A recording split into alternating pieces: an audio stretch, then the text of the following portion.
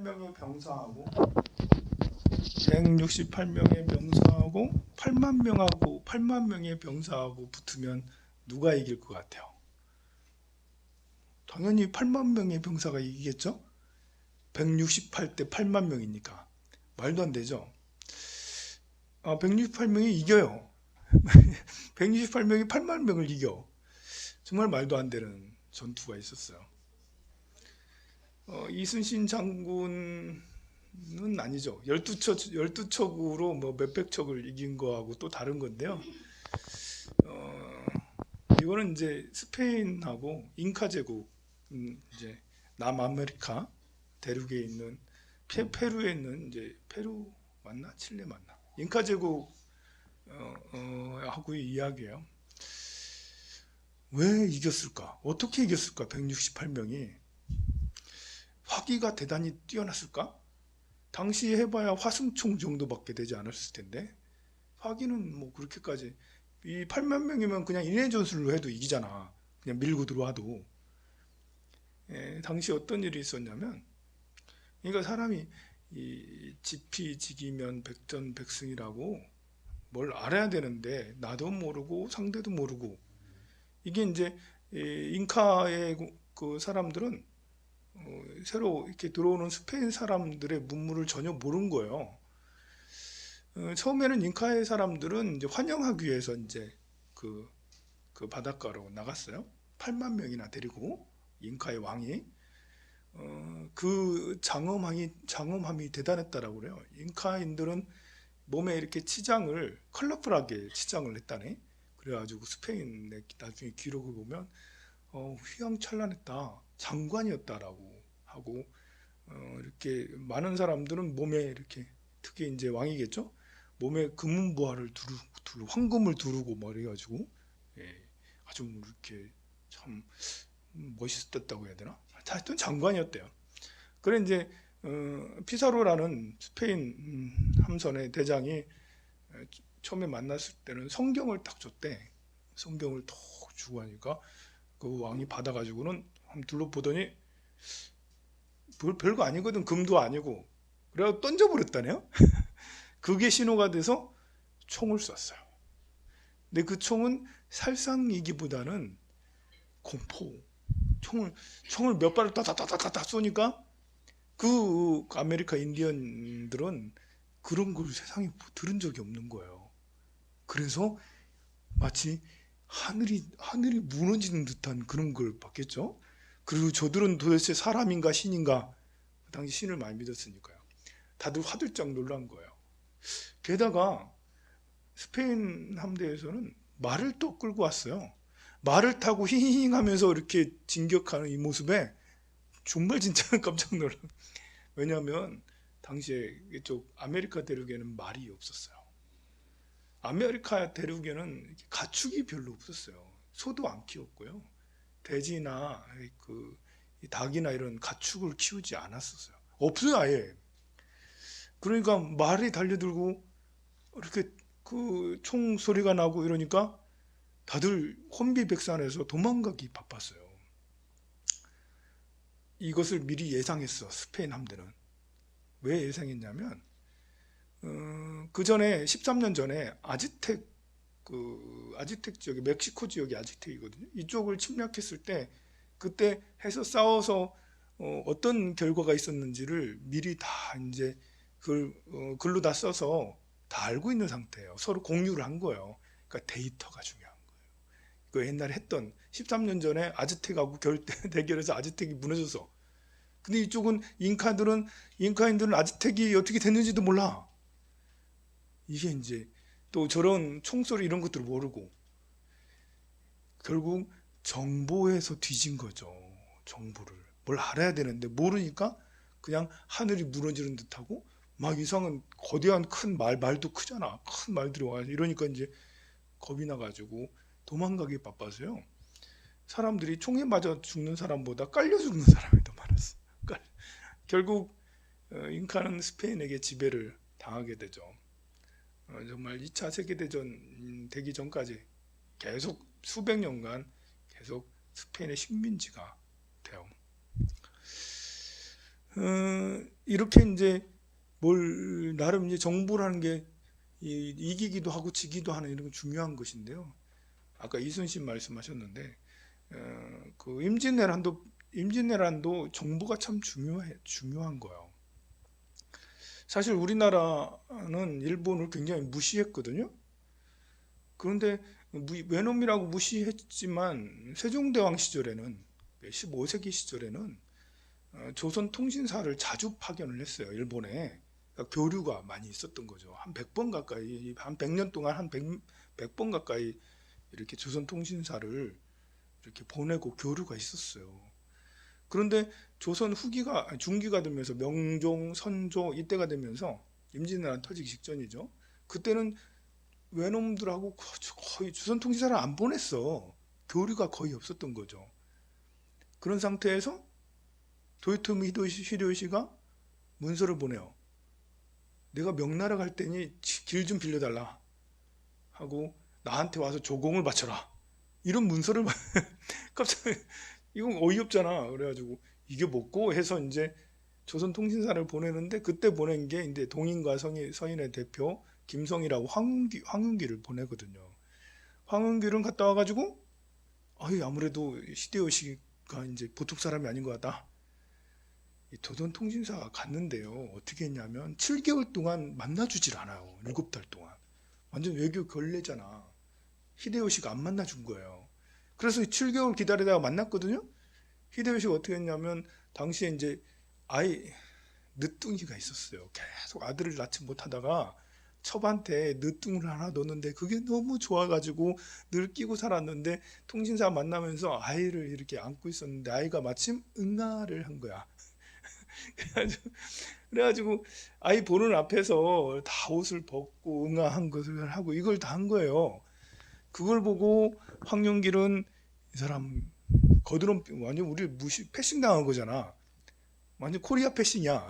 패싱당해서 분해서 이제 빨리 돌아와가지고 왕한테 보고를 했는데 황룡길은 히데요시가 보통 사람이 아닙니다라면서 아무래도 쳐들어올 것 같다라고 했고 김성일은 히데요시가 쥐같이 생겨가지고 저 못나는 사람이 무슨 그 조선을 침략하냐고 그렇게 이제 보고를 했다라고 그러죠. 이게 이제 정보가 얼마나 없으면 그 둘의 말을 믿고 둘만의 말만 믿겠어요. 그래서 김성일 말을 믿고 이제 전쟁 준비를 안 한 거죠. 사실 조선 그 일본 사람들은 미리 이제 7년 전 굉장히 오랫동안 전쟁 준비를 해요. 본인들이 전국 시대를 통해서 100년 동안 막 싸움박질했기 때문에 군사들이 많이 남은 상태였어. 그래가지고 조선을 침략해야지 이제 자기네 남아도는 군사들을 이용해서 조선 가서 명나라 가서 이 생각을 이제 히데요시가 꿈을 꾼 거죠. 히데요시가 야망이 컸으니까. 그래서 몇 년 전부터 정보를 수집해. 근데 들어오는 정보마다 조선은 병사가 없습니다. 조선은 실제로 병사가 없었어요. 실제로 아니 그 200년 동안 계속 평화의 시대라서 침략을 전혀 안 받았거든요. 북쪽에도 외놈에게도 안 받았어. 200년 동안. 그냥 병사가 남아있질 않아. 병사가 아예 없어. 평화 시대니까. 히데요시가 안 믿었어. 무슨 병사가 없냐? 어찌 그럴 수 있냐? 그래서 병사가 없습니다.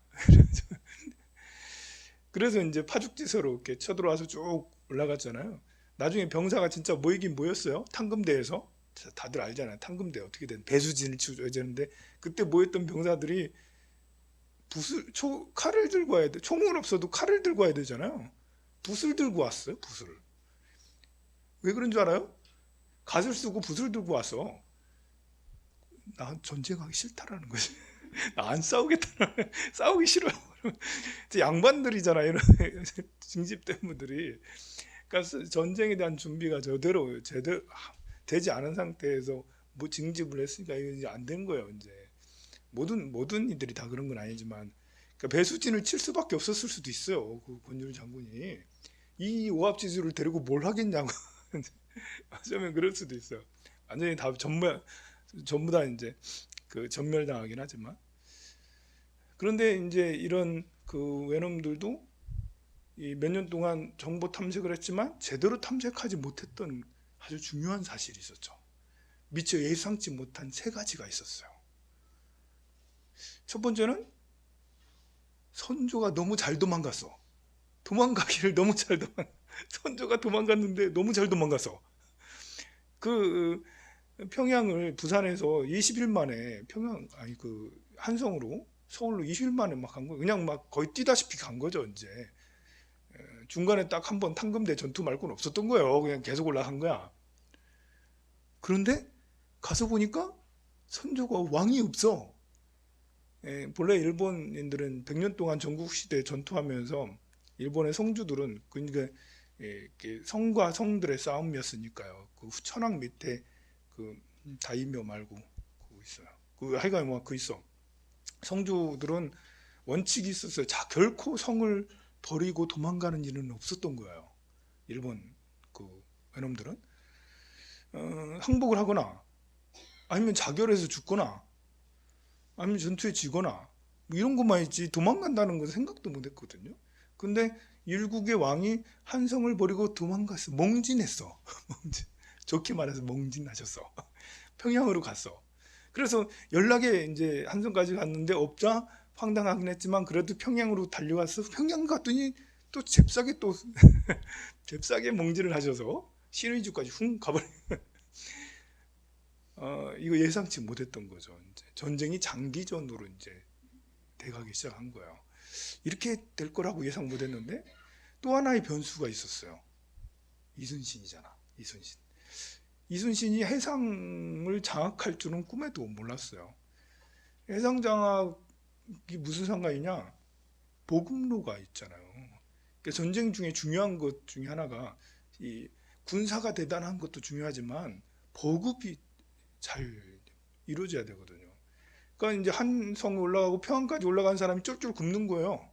보급이 다 끊어지니까 배로 해가지고 한성으로 저 평양으로 배로 운반을 해야 되잖아, 먹을 거를. 근데 다 끊긴 거예요. 그 보급로를 이순신만 끊었냐? 의병이 또 나타났네. 아니 예상하지 못해. 의병이라는 게 있었네. 의병 이야기는 근래 작년에 올해인가 작년에 미스터 선샤인 거기에 나왔죠. 미스터 선샤인 김태리 나오고 이렇게 이병헌 나오고 하면서 김태리가 의병하고 막 그랬잖아요. 그거 정말 감동 있게 봤는데요. 거기서도 일제가 이제 굉장히 의병에 닭살 돋듯이 의병하면 막 이게 치를 떨었다 이런 이유가 임진왜란때 엄청 당했거든요. 의병 때문에. 그래 의병은 또 누가 의병을 주로 많이 했냐? 노비하고 스님들이 많이 했어요. 그 당시에 최하층민이잖아요. 그런데 맨날 이제 이렇게 그 천대받던 사람들이 오히려 나라를 지킨 그런 것이죠. 이것도 역시 정보와의 전쟁인 거예요. 미리 이런 전쟁의 양상이 이렇게 될 줄 예상을 했다면 전라도로 갔겠죠. 곡창지대 그쪽 가서 이제 점령해서 기초지서 이렇게 해서 전쟁을 했겠지만 그게 안 됐으니까 결국 일본은 지게 되는 것이죠. 우리 이런 것처럼 뭘 알아야지 되는 것 같아요. 전쟁에서도 그렇고 우리 살아가는 미래도 그렇고 현재 나의 행복과 불행의 정도도 마찬가지인 것 같아요. 이 사람이 이렇게 아는 것과 아는 것을 실제로 내 마음으로 체화시키는 것은 또 약간 다른 것 같아요. 성경에 보면 사마리아인이라는 게 있어요. 이제 선한 사마리아인이라는 게 있어요. 자주 인용되는 거니까 상식으로 알고 계세요. 유대인이 강도 지나가다 길에서 강도를 당해서 크게 상처를 입었어요. 그래가지고 너무 아파하는데 몇 명이 크게 상처를 입었는데 지나가던 유대인 한 무리 그냥 지나갔어. 아니 이 쓰러져가지고 상처 입으면 도와줘야 되는 거 아니야? 같은 유대인인데? 근데 그들이 지나가고 얼마 있다가 사마리아인들이 유대인하고 서로 사이가 안 좋은 원수처럼 지내는 사마리아인들이 지나가다가 유대인 몇 명이 다쳐가지고 저렇게 고생하는 것을 본 거예요. 거기서 응급조치를 해주고 여관까지 데려다주고 거기서 거기 사람들에게 부탁을 했어요. 요 사람들을 치료 좀 해달라고 금화 한 입을 딱 주면서, 그리고 만약에 이 치료비가 부족하면 나 더 요구를 해라. 그럼 더 주겠다.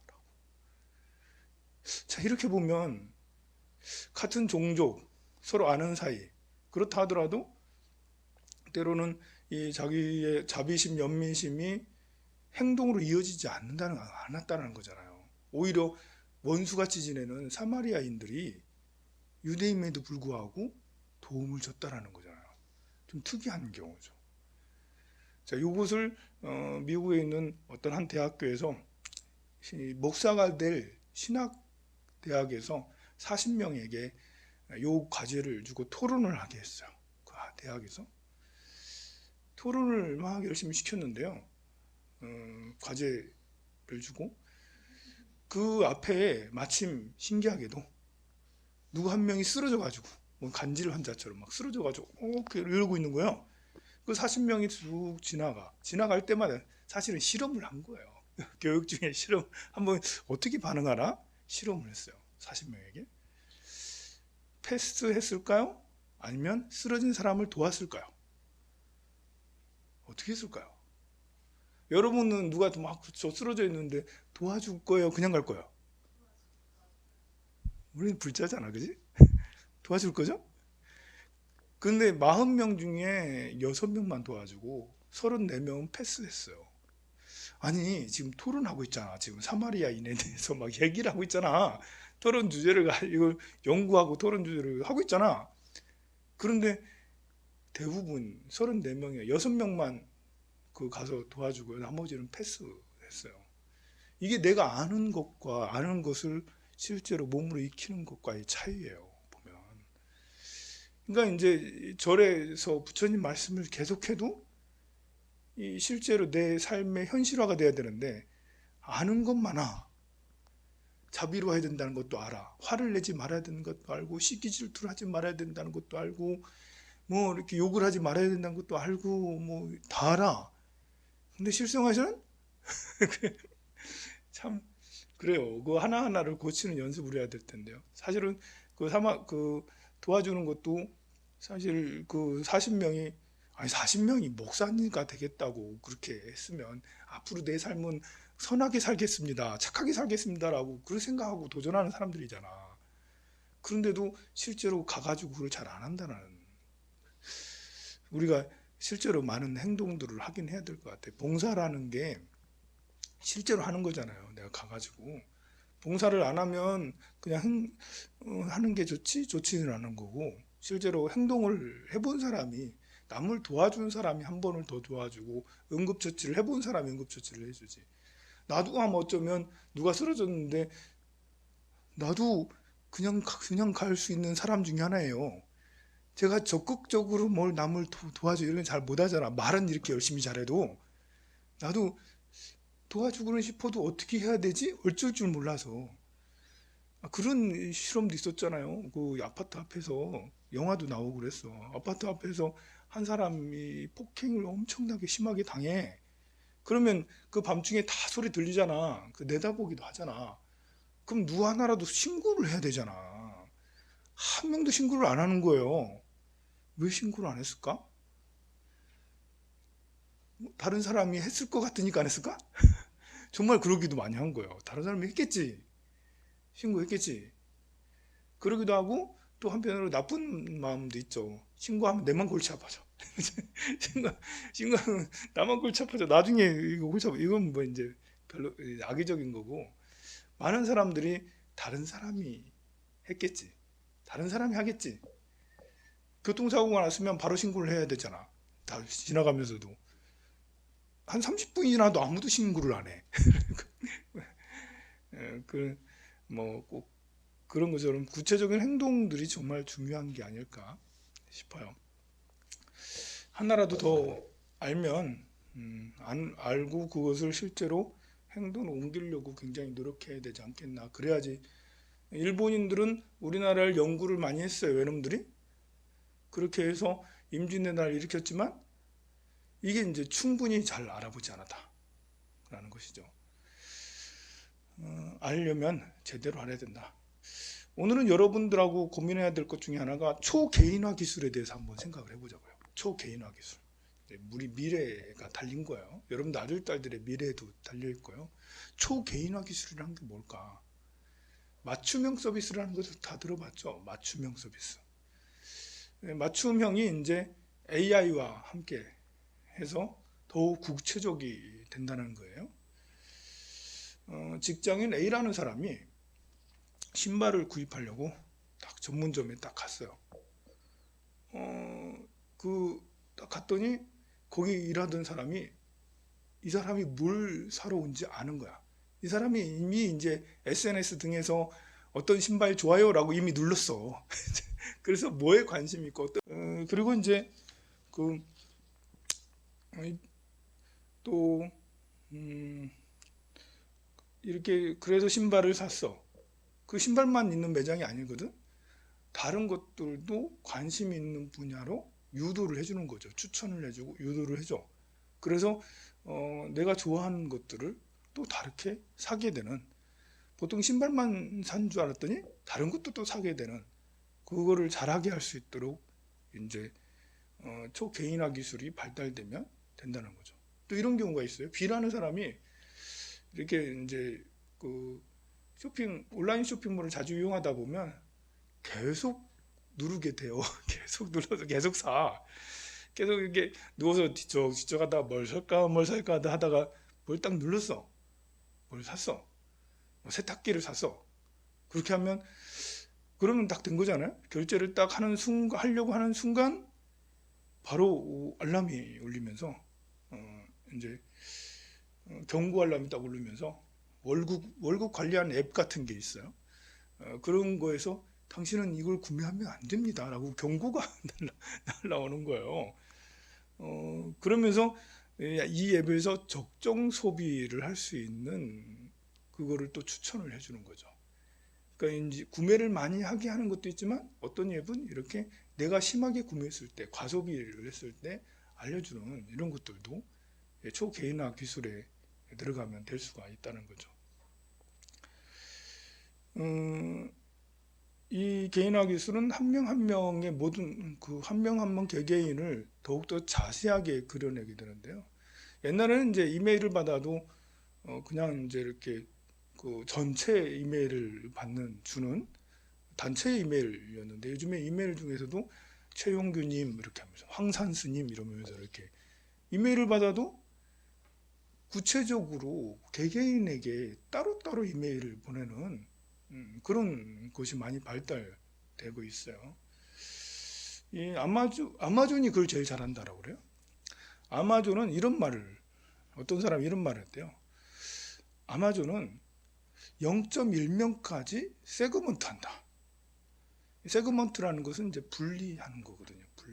이렇게 어떤 정보를 쭉 이렇게 세분화시킨다는 게 세그먼트예요. 분화시킨다는 게. 그러니까 한 명이 아니라 10명이 아니라 0.1명까지 세그먼트 한다라는 거예요.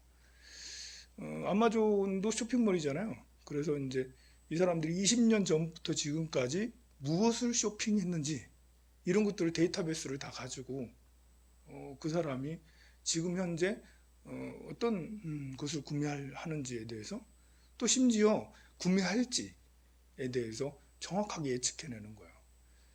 이게 어떻게 되는 줄 알아요? 나중에는 나도 모르는 나를 기계가 알려주는 거야. 이제 내가 별 관심이 내가 별로 지금 나의 재능이나 나의 어떤 구매 욕구나 이런 것들을 나도 잘 모를 때 있잖아.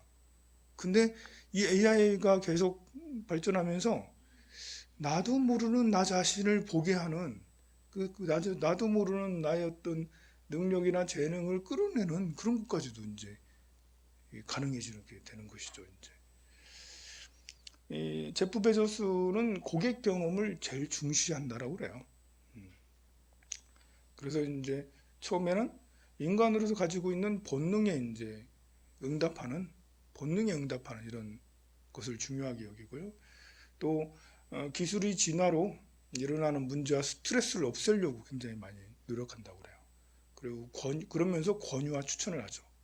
그리고 이들이 이 아마존에서 가장 마지막으로 추구하는 게 뭐냐면 고객이 거래를 하잖아요. 거래를 하고 있다고 내가 뭔가를 소비하고 있다고 느끼지 않는 거예요. 느끼지 않게 하는 거. 그냥 나는 정당한 걸 하고 있고 당연한 걸 하고 있고 내가 과소비해서 뭘 문제가 되는 게 아니라 나는 해야 될 걸 하고 있는 거 정당한 것으로 느끼도록 소비한다고 안 느끼게 하는 것이 최종의 목표라고 그렇게 얘기를 해요. 자, 이런 개인화 기술은 세 가지 단계를 거치는데요. 첫 번째는 데이터를 모으는 것이죠. 많은 데이터를 가지고 있으면 아무래도 아까 말한 그 잉카의 멸망 보면 168대 8만 말도 안 되지. 그런데 말도 안 되는 것 가운데 신기하게 총을 탁탁탁 쏘면서 이들을 겁에 질리게 해서 이겼다는 거죠. 이런 데이터가 있는 거야. 수많은 데이터를 모으는 거. 근데 사실 우리 법당 안에는 데이터가 많아요. 저 뒤에 둘러보면 얼마나 그 경전이 많아요. 여러분들 책상 앞에도 경전 많지. 전부 다 경전이거든요. 저거 전부 다 데이터잖아. 근데 데이터만 많이 있어서 되는 게 아니고요. 데이터를 분석해서 유추해내는 이런 AI 기술이 필요한 것이죠. 근데 AI 기술은 지금 굉장히 많이 발달돼서 사람의 지능을 초월을 했어요. 그래서 알파고 같은 것도 나오고 좀 무인 운전 차량이 뭐야? 하여간 그렇게 차도 이제 사람이 타지 않고 기계가 직접 운전하는 그런 기술이 굉장히 많이 발달되어 가고 있을 정도니까요. 우리나라에서 지금 쇼핑몰의 AI는 아직 크게 발전하지는 않은 것 같아요. 제가 이렇게 SNS를 이렇게 보면 물건 구입하면 바로 뜨잖아요. 구입한 것이 바로 뜨긴 하더라고요. 그리고 연관돼서 나오는 것이 아직 그렇게 추천이 세밀하고 정확한 것 같지는 않고 그래요, 느낌이. 그렇게 해서 데이터한 거를 AI 알고리즘을 통해서 분석을 하고요. 그 다음에 다양한 미디어를 통해서 서로 커뮤니케이션을 하게 되는 거죠. 이 세 가지 단계를 거친다고 그래요. 중국의 택시앱에 디디추싱이라는 택시앱이 있는데요. 이 회사에서 승객하고 운전기사하고 서로 이렇게 좋지 않은 범죄가 일어났대. 그래가지고 민원이 속출하자. 그래서 어떤 일을 했냐면 이 고객의 취향 그리고 승객의 취향을 서로 연구해가지고 서로 AI로 이렇게 해서 둘이 잘 맞는 그런 사람끼리 연결해주는 디디추싱이라는 데는 택시가 3천만 대래요. 택시가 3천만. 그리고 7년 동안 축적된 데이터가 있다라고 그래요. 그걸 다 기록이 돼 있대요. AI 쪽으로는 중국하고 미국이 선진국이니까요. 이 축적된 걸로 AI 알고리즘을 분석해서 이 승객에게는 이 운전수가 맞겠다. 저 승객에게는 저런 운전수가 맞겠다라고 그렇게 해서 연결을 해준다는 거죠. 그게 가능해졌다라는 거야. 데이터가 많은 것이 지금은 AI 알고리즘 분석을 통해서 그렇게 발전되고 있다는 거죠. 우리나라에 이제 이렇게 보면 코웨이에서 이제 웹워터 서비스가 있어요. 이것은 코웨이 정수기가 다 똑같은 게 아니더라고요.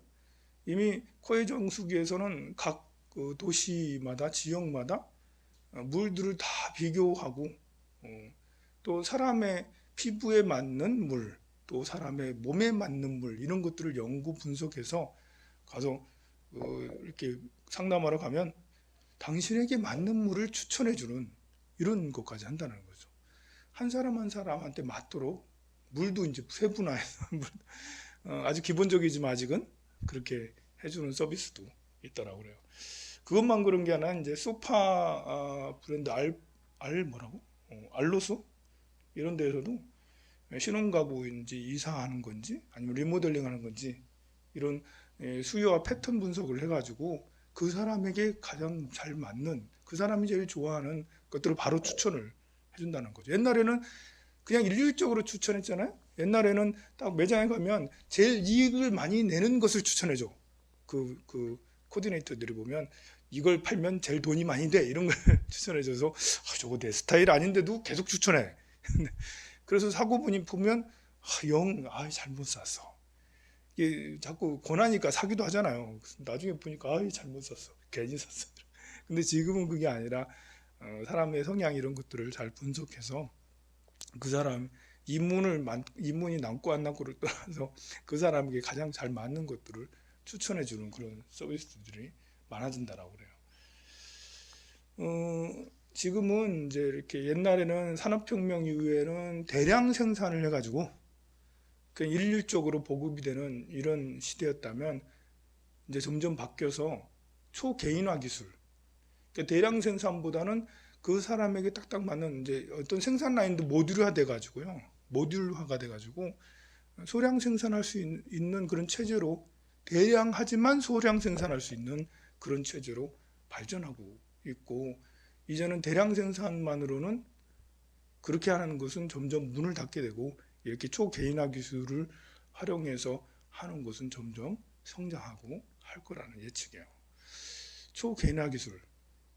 이미 이제 우리는 그런 맞춤형 서비스라는 이야기를 다 알고 있어요. 그 사람한테 딱 맞게 말하고 그 사람에게 딱 맞게 행동하고.